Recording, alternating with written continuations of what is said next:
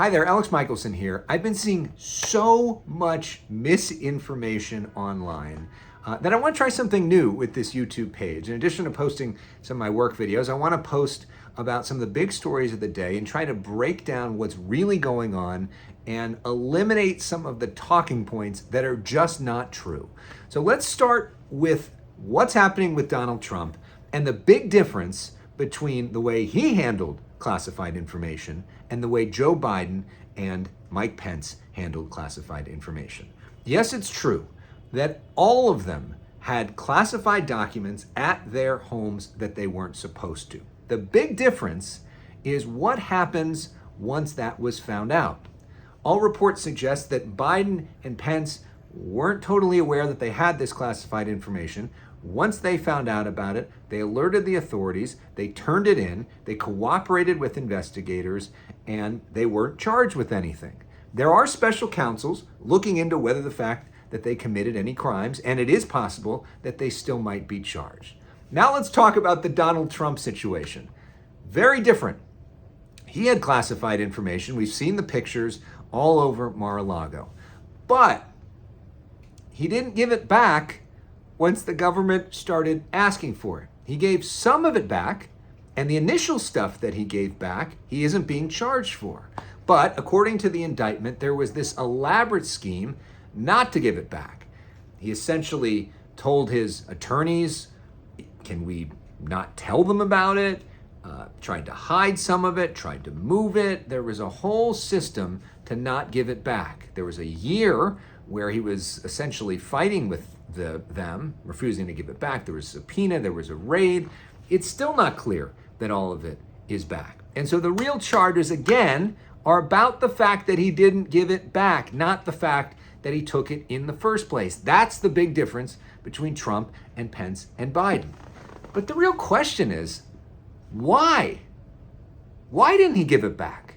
Why did he need all of that stuff at Mar-a-Lago? There are different theories. Was it simply that he's a pack rat and a hoarder? Was it simply that he liked to show it off to people? There's the tape of him showing it off to a book author. Was it like a party trick for rich donors to look what I have here? Was it something more sinister? Was it having to do with the fact that he has business interests in these different countries? We know that Jared Kushner and Ivanka Trump got a $2 million investment, $2 billion investment from Saudi Arabia after they left office. Was it something to do with that? We don't really know. All of what I just said is sort of speculation in terms of the motive. The motive doesn't actually matter when it comes to the legal case. You don't have to prove motive for it to be a crime. But that question of why did he have all that stuff? Why was it so important for him to hold on to it even after the government asked for it back? That could matter in the court of public opinion as he runs for president again. It is very clear so far that Republican base voters in the primary, at least in initial polls, don't care about this. In fact, the indictment may help him. Trump's poll numbers have only gone up since he's been indicted now for the second time. And of course, it's possible that he could soon be facing other indictments when it comes to January 6th. He's got a big fundraiser planned after his indictment scheduled for Tuesday in Miami. But with swing voters, do they like all of this? Are they exhausted by all this? Do they understand all of this? Or do they simply not care? That's a big question. It's a big gamble, though, for Republicans if they choose Donald Trump to be their nominee once again.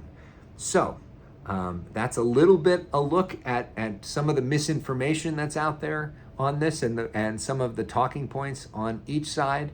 There's still a lot left to be learned, but I strongly encourage you, if you haven't yet, read the indictment for yourself. It's all over the internet, and it lays it out point by point. And I think you'd be better served to be speaking from actually reading it versus a lot of the misinformation that, again, is out there on the internet. Thanks for listening.